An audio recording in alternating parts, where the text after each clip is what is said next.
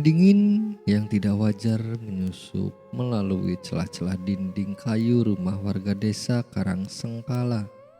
Malam itu, Selasa Kliwon, kabut turun lebih awal menyelimuti pepohonan dengan warna putih pucat yang mati. Tak ada suara jangkrik, tak ada suara burung hantu, hanya kesunyian yang mencekam seolah alam sedang menahan napas. Di balai desa, lonceng besi tua dipukul berkali-kali. Teng, teng, teng. Suaranya membelah kesunyian subuh, memberi sinyal yang paling ditakuti warga. Seseorang telah hilang lagi.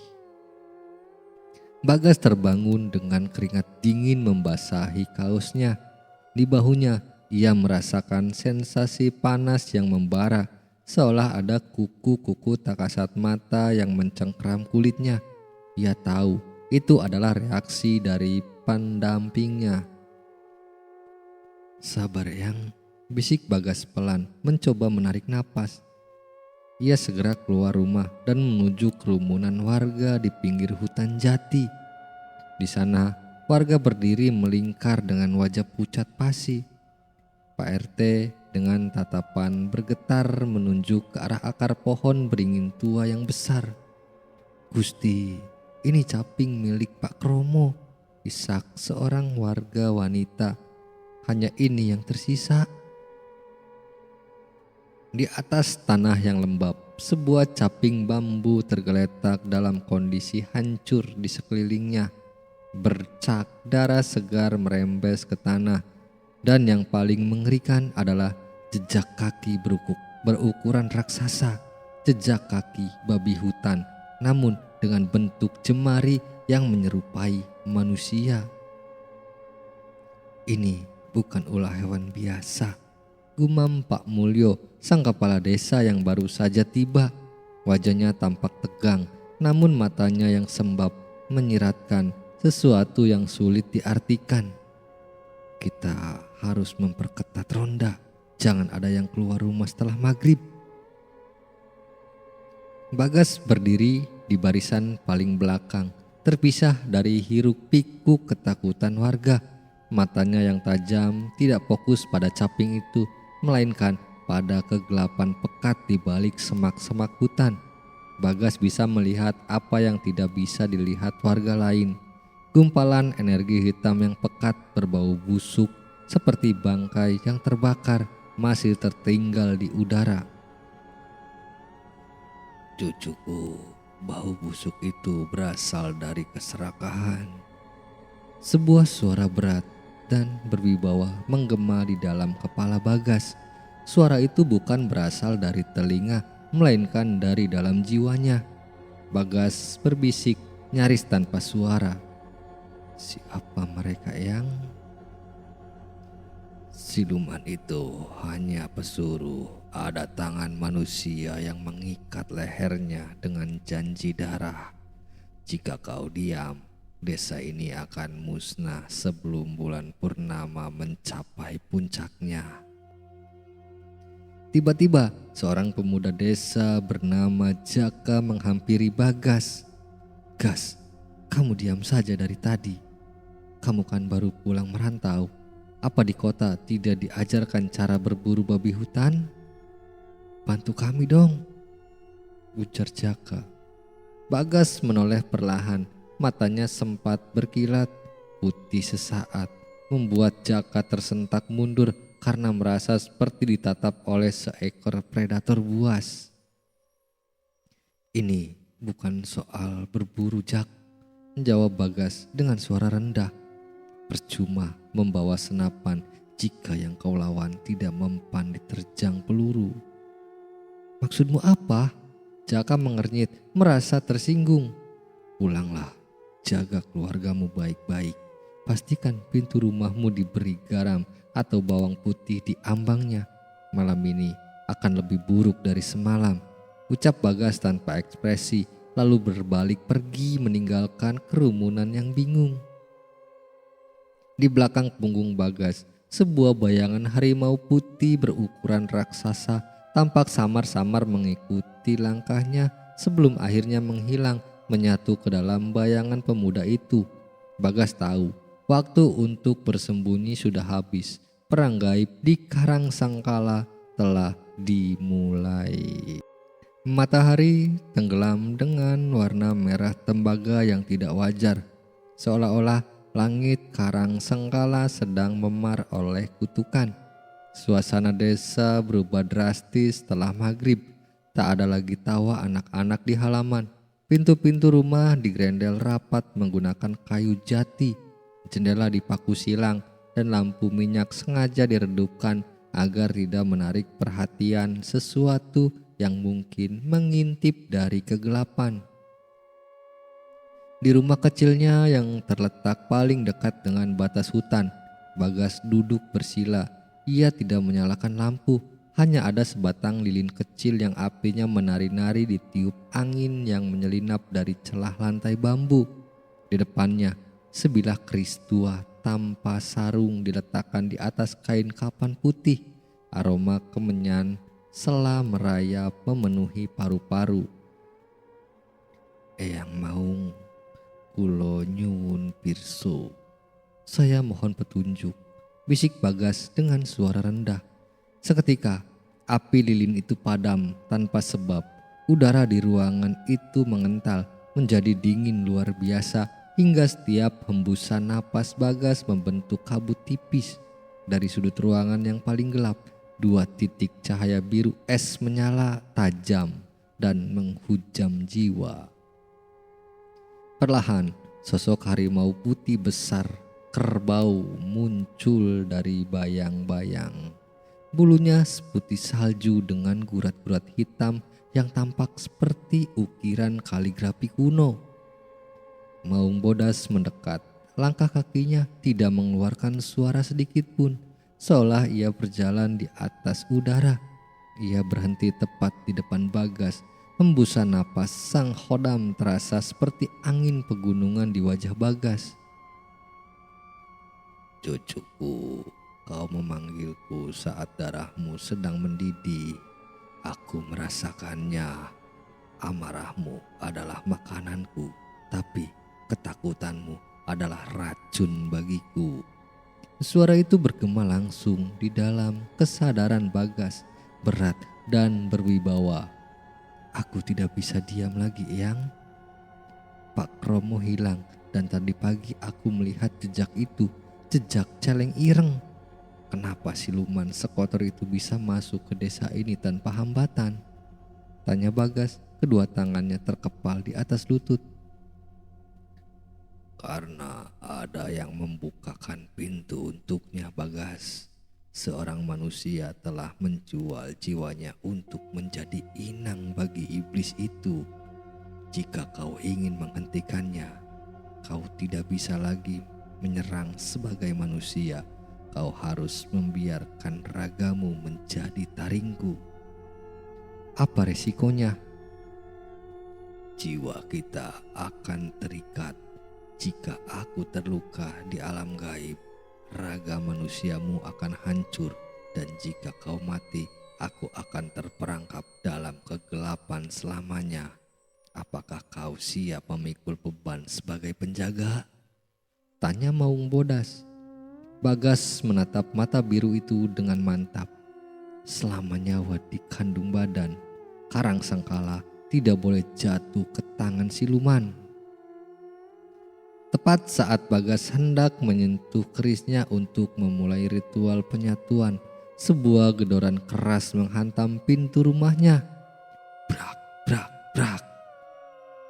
Gas, Bagas, tolong Bagas, buka pintunya. Teriakan itu penuh dengan isak tangis dan ketakutan yang hebat. Bagas segera berdiri, sosok Maung Bodas menghilang dalam sekejap, kembali ke dalam bayangannya.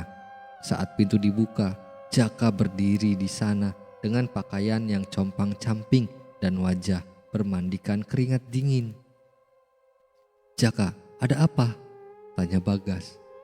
Siti Gas, adikku. Jaka mencengkeram bahu Bagas dengan tangan yang gemetar hebat. Tadi dia cuma ke sumur belakang. Aku cuma tinggal sebentar buat ambil handuk. Terus ada suara ngik-ngik yang nyaring sekali, seperti babi hutan terjepit. Pas aku lari ke sana, Siti sudah tidak ada. Hanya ada bekas seretan besar menuju hutan keramat. Wajah Jaka memerah, air mata mengalir deras. Warga yang lain tidak ada yang berani keluar. Pak Kades bilang kita harus tunggu sampai pagi. Tapi Siti bisa mati kalau nunggu pagi, gas. Bagas menoleh ke arah hutan yang tampak seperti mulut raksasa yang siap menelan siapa saja. Bau amis dan busuk yang tadi ia bicarakan dengan Maung Bodas kini tercium sangat nyata, terbawa angin malam. Berapa lama yang lalu kejadiannya? Tanya Bagas dengan suara yang tiba-tiba berubah menjadi berat, membuat Jaka sempat tertegun. Baru saja, belum ada 10 menit. Tolong aku, gas. Cuman kamu yang punya nyali di desa ini. Bagas mengambil keris di atas kain putih itu dan menyelipkannya di pinggang belakang. Ia tidak mengambil obor atau parang. Jaka, dengarkan aku, ujar Bagas menatap mata Jaka dengan intensitas yang mengerikan. Pulanglah, jaga orang tuamu. Pastikan semua lubang di rumahmu ditaburi garam kasar. Jangan keluar rumah sampai matahari terbit. Apapun yang kamu dengar dari arah hutan, ujar Bagas. Tapi Siti, tanya Jaka. Aku akan membawanya pulang, potong Bagas. Itu janji seorang penjaga. Tanpa menunggu jawaban, Bagas melompat dari teras rumahnya. Ia berlari menuju kegelapan hutan dengan kecepatan yang tak masuk akal bagi manusia biasa. Jaka terpaku di tempatnya. Ia bersumpah saat Bagas berlari. Ia melihat bayangan putih raksasa melompat bersama pemuda itu, menembus kabut malam yang sangat pekat. Hutan karang sangkala di malam hari adalah labirin maut. Pohon-pohon jati tua yang menjulang tinggi tampak seperti raksasa yang mengawasi dengan dahan-dahan melengkung, menyerupai cakar kabut. Kabut di sini tidak lagi berwarna putih, melainkan abu-abu pekat yang terasa lengket di kulit, membawa aroma busuk daging yang mulai membusuk. Bagas berlari menembus semak berduri tanpa tergores sedikit pun. Matanya kini tidak lagi hitam kecoklatan, ada pandaran biru es yang menyala di pupilnya.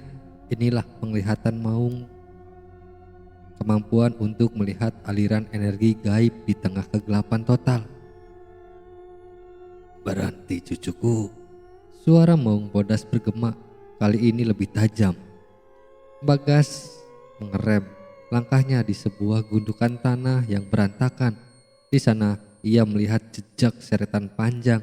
Rumput-rumput di sepanjang jalur itu hangus, seolah-olah diseret oleh sesuatu yang membawa hawa panas neraka. Di ranting semak, sepotong kain dari daster Siti tersangkut, ternoda oleh cairan hitam yang kental. Baunya semakin tajam. Eyang, seperti bau bangkai yang dibakar, bisik Bagas. Ia berjongkok menyentuh tanah yang hangus itu. Hati-hati, dia tahu kita datang. Keserakahan tuannya telah memberinya mata di setiap pohon di hutan ini. Tiba-tiba dari kejauhan di depan Bagas terdengar suara tangisan yang sangat akrab. Kakak, Jaka, Bagas, tolong aku, sakit. Suara itu adalah suara Siti, lemah, gemetar, dan penuh penderitaan. Suara itu berasal dari balik pohon beringin besar yang akarnya menjuntai seperti tirai mayat. Bagas berdiri, hendak melangkah maju, namun ia segera tersadar. Ia menutup matanya sejenak, memfokuskan batinnya. Saat ia membuka mata kembali, dengan kekuatan khodam yang lebih penuh, pemandangan di depannya berubah. Tidak ada Siti di sana. Yang ada hanyalah sesosok makhluk kecil berkulit pucat dengan perut buncit dan mulut lebar. Wanaspati kiriman yang menirukan suara manusia untuk menjebak korban. Tipuan murahan, geram Bagas. Makhluk itu menyeringai, menunjukkan barisan gigi runcing, lalu melompat menerjang wajah Bagas. Bagas tidak menghindar. Dengan gerakan secepat kilat, tangan kanannya melesat ke depan. Sebelum menyentuh makhluk itu, udara di sekitar tangan Bagas memadat, membentuk cakar harimau, cahaya yang besar. Sekali hantam, makhluk itu terpental menghantam batang pohon hingga hancur menjadi asap hitam. Namun, serangan itu seperti genderang perang. Dari balik pepohonan muncul belasan pasang mata merah yang mengintai, antek-antek siluman celeng ireng. Manusia-manusia malang yang jiwanya telah diperbudak mulai mengepung Bagas. Mereka merangkak dengan posisi tidak wajar. Tulang-tulang mereka berderak keras.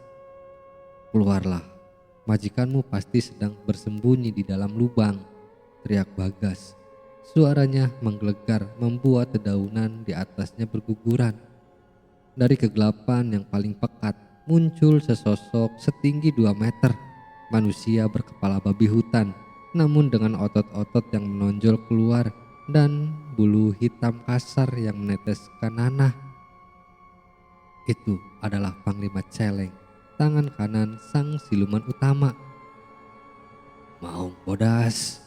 Suara Panglima itu serak, seperti suara babi yang sedang disembelih. "Sudah lama aku ingin mengunyah tulang belulang penjaga seperti kalian. Harimau putih itu akan menjadi santapan yang agung malam ini." Hahaha. Panglima itu menghentakkan kakinya ke tanah. Bumi bergetar. Ia menyeruduk ke arah Bagas dengan taringnya yang panjang dan melengkung tajam. Bagas menarik napas dalam, membiarkan energi Maung Bodas merasuki setiap serat ototnya. Tubuhnya seolah membesar, auranya memancarkan cahaya putih perak yang menyilaukan. "Eyang, pinjamkan aku kemarahanmu." Bagas melompat tinggi, kakinya menginjak udara seolah-olah ada pijakan di sana. Di belakangnya, bayangan harimau putih raksasa muncul sepenuhnya, mengaum dengan suara yang sanggup meruntuhkan nyali makhluk halus manapun. Roar! Hutan itu berguncang. Pertarungan di ambang gua keramat pun pecah. Bagas melesat seperti kilat perak, beradu hantam dengan kekuatan hitam yang pekat. Malam itu, tanah hutan larangan akan kembali meminum darah. Namun kali ini darah tumpah bukan milik warga desa. Di sisi lain, bau busuk di dalam gua itu hampir tak tertahankan. Ini bukan lagi sekedar bau bangkai, melainkan aroma busuk dari jiwa-jiwa yang telah membusuk karena sekutu dengan iblis. Dinding gua tampak berdenyut, seolah-olah batu-batu itu terbuat dari daging yang masih hidup. Tetesan air dari langit gua jatuh ke genangan hitam di lantai, menimbulkan suara tik tik tik yang bergema mencekam. Bagas berjalan perlahan, tiap langkahnya menyebarkan gelombang cahaya putih dari telapak kakinya, mengusir kegelapan yang mencoba menyelimutinya. Di ujung lorong, ruang gua melebar menjadi sebuah aula alami yang besar. Di tengahnya berdiri sebuah altar batu yang kasar. Di atas altar itu, Siti terbaring pucat. Tangannya terikat oleh akar-akar hitam yang tampak bergerak-gerak seperti ular, menghisap energi kehidupannya perlahan-lahan. "Siti!" teriak Bagas. Ia hendak berlari maju, namun sebuah hantaman energi hitam yang sangat besar meledak di depannya, memaksa Bagas mundur beberapa tindak. Dari balik bayang-bayang altar muncul sosok yang sangat mengerikan. Tingginya hampir menyentuh langit-langit gua. Tubuhnya berbentuk manusia raksasa, namun bungkuk, dengan kulit yang menebal dan keras seperti kerak bumi. Kepalanya adalah kepala babi hutan yang matanya merah menyala seperti bara api neraka. Itulah siluman celeng ireng, sang penguasa pesugihan. "Manusia kecil, kau datang untuk mengantarkan nyawa tambahan?" Suara siluman itu berat, membuat debu di gua berjatuhan. "Jangan tertipu oleh wujudnya, Bagas," bisik Maung Bodas di dalam batinnya. "Lihatlah ke dalam dadanya. Di sana ada jantung yang masih berdetak sebagai manusia." Bagas memfokuskan pandangan matanya di tengah dada siluman yang dipenuhi bulu kasar itu.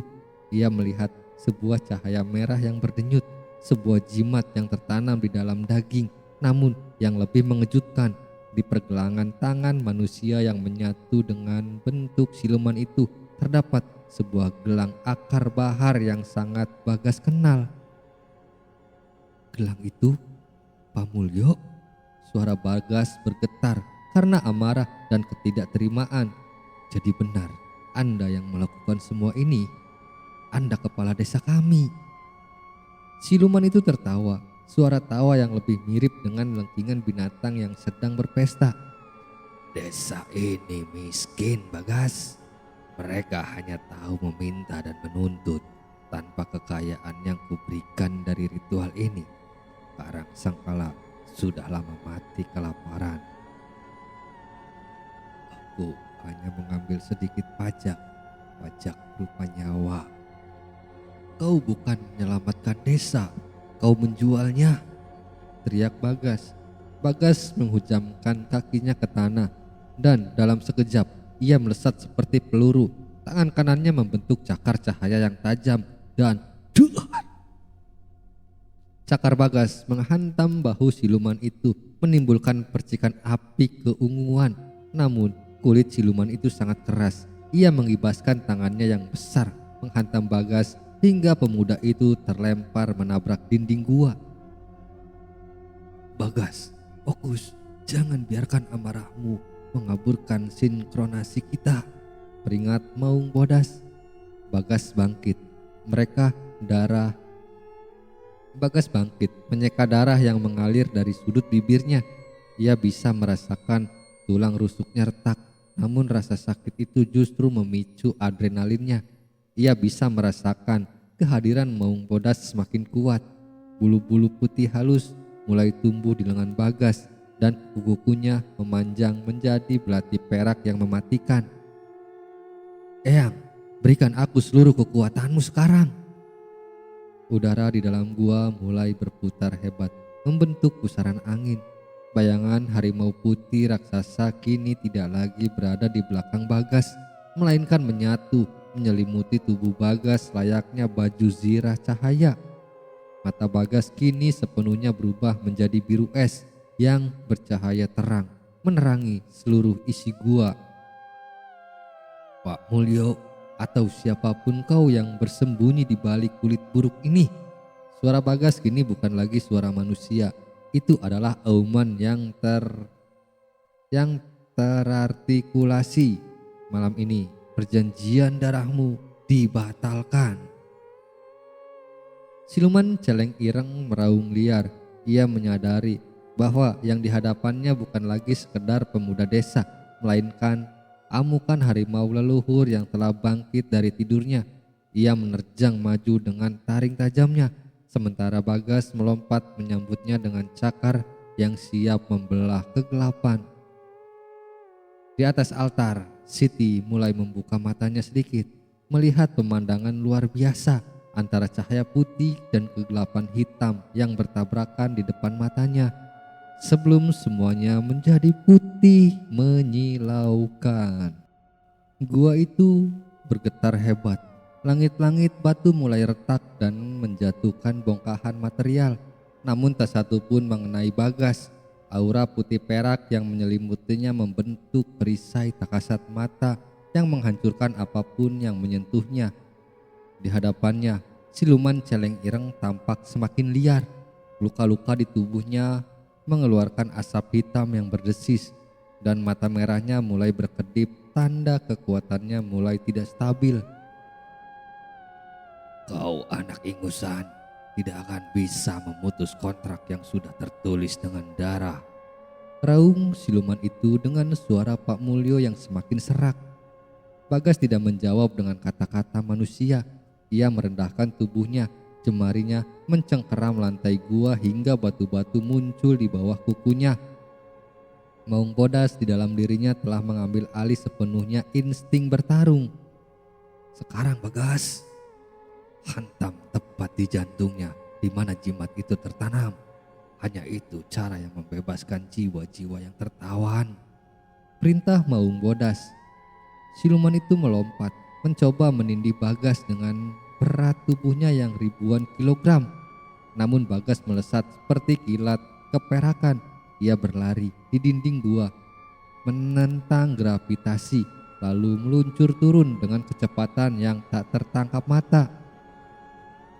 Aji Pamungkas Cangkar Maung Jati. Bagas menghujamkan telapak tangannya tepat ke dada siluman itu. Bukan pukulan fisik biasa, melainkan ledakan energi suci yang langsung menembus kulit keras sang siluman dan mencengkeram batu merah delima yang tertanam di dalamnya. Tidak. Lengkingan siluman itu begitu nyaring hingga membuat telinga Bagas berdenging. Energi hitam dan putih bertabrakan, menciptakan gelombang kejut yang meruntuhkan pilar-pilar gua. Bagas merasakan panas yang luar biasa di tangannya, seolah ia sedang memegang bara api neraka. Namun ia tidak melepaskannya. Dengan satu sentakan kuat yang dibantu oleh kekuatan raksasa Maung Bodas, Bagas menarik keluar jimat tersebut dan meremasnya hingga hancur menjadi debu. Seketika cahaya merah di mata siluman itu padam. Tubuh raksasa yang mengerikan itu mulai menyusut. Kulit berbulunya rontok dan taring-taringnya hancur. Dalam hitungan detik yang tersisa, di depan Bagas hanyalah sosok Pamulyo yang ringkih, tergeletak di tanah dengan napas satu persatu. Akar-akar hitam yang mengikat Siti segera layu dan hancur menjadi debu. Siti terbatuk, menghirup udara dengan rakus. Saat kesadarannya perlahan kembali, Bagas berdiri di depan Pak Mulyo. Aura harimau di tubuhnya perlahan memudar, kembali menjadi pemuda biasa, meski matanya masih menyisakan sedikit pendar biru. Kenapa Pak? Tanya Bagas lirih. Desa ini menghormati Anda, kenapa harus menjual kami semua? Pak Mulyo menatap langit-langit gua yang mulai ditembus oleh cahaya matahari pagi. Dari celah-celah retakan, air mata mengalir di wajahnya yang keriput dan penuh luka. Keserakahan itu seperti air laut. Bagas, semakin ku minum, semakin aku haus. Aku hanya ingin karang sengkala tidak dipandang sebelah mata. Aku ingin kita kaya.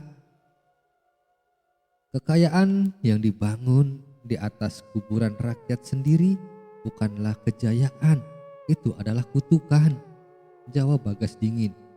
Pamulyo terbatuk darah hitam, lalu perlahan tubuhnya mulai berubah menjadi abu, sebuah konsekuensi dari kontrak gaib yang hancur.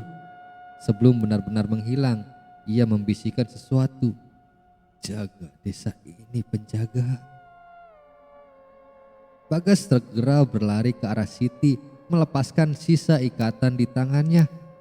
Siti, kamu aman sekarang, kakakmu menunggu di luar.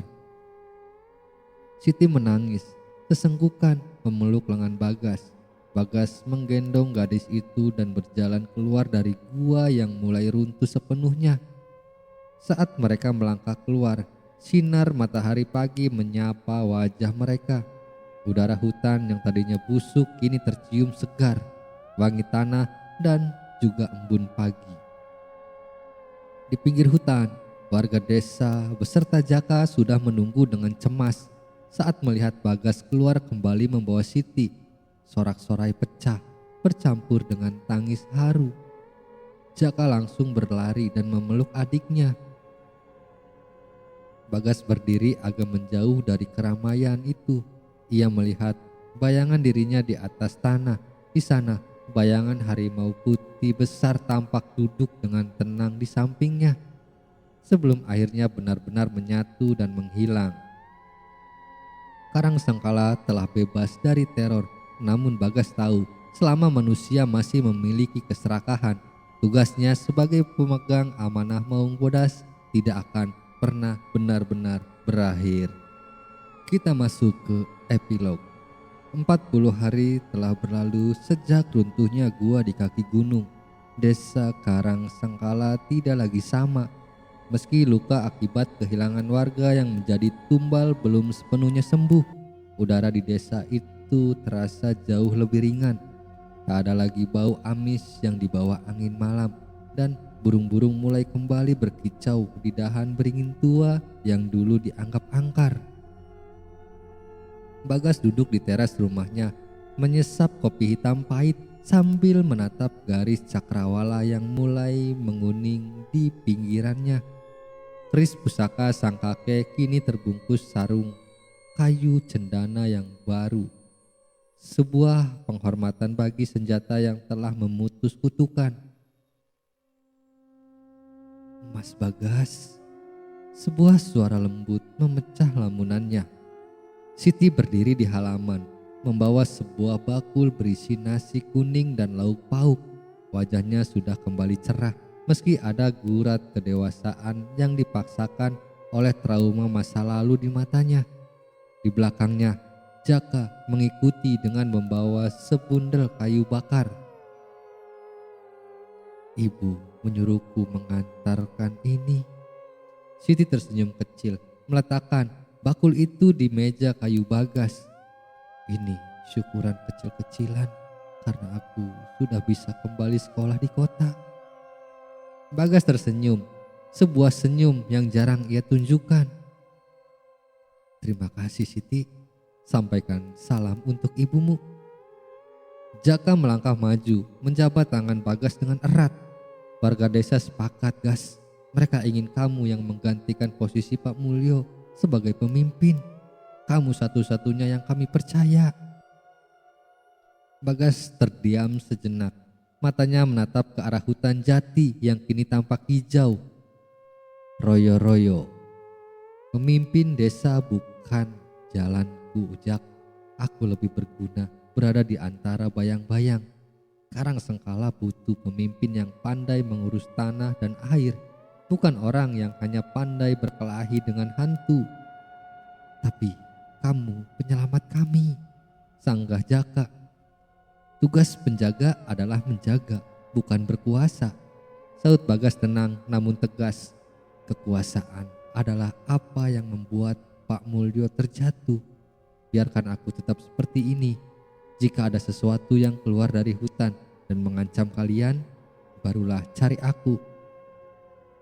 Jaka menghela napas, mengangguk paham. Ia tahu Bagas memiliki beban yang tidak dipahami orang awam. Setelah berbincang sebentar, Jaka dan Siti pamit pulang sebelum hari benar-benar gelap. Saat bayangan malam mulai merayap naik, Bagas berdiri di tepi teras.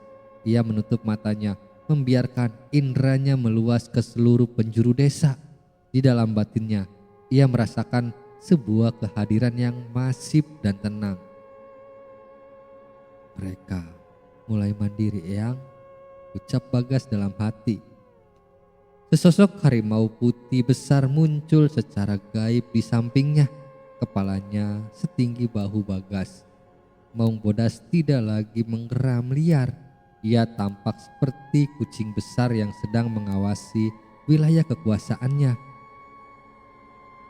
Manusia seringkali lupa setelah badai berlalu, Bagas. Keserakahan akan selalu menemukan cara untuk tumbuh kembali di hati yang kosong. Tugasmu bukan hanya melawan siluman, tapi memastikan hati warga desa ini tetap terisi oleh rasa syukur. Suara sang hodam bergema agung. Bagas mengangguk. Ia tahu perjalanannya masih sangat panjang. Di luar sana, di desa-desa lain yang masih tertutup kabut kegelapan, mungkin ada Pak Mulyo. Mungkin ada Pak Mulyo lain yang sedang berbisikan janji pada iblis. Dan selama itu terjadi, ia dan Maung Bodas akan selalu ada di sana, bergerak di antara cahaya dan bayangan. "Mari kita jaga malam ini, Eyang," bisik Bagas. Bagas melangkah turun ke halaman dan saat kakinya menyentuh tanah, sosoknya seolah menyatu dengan kegelapan malam.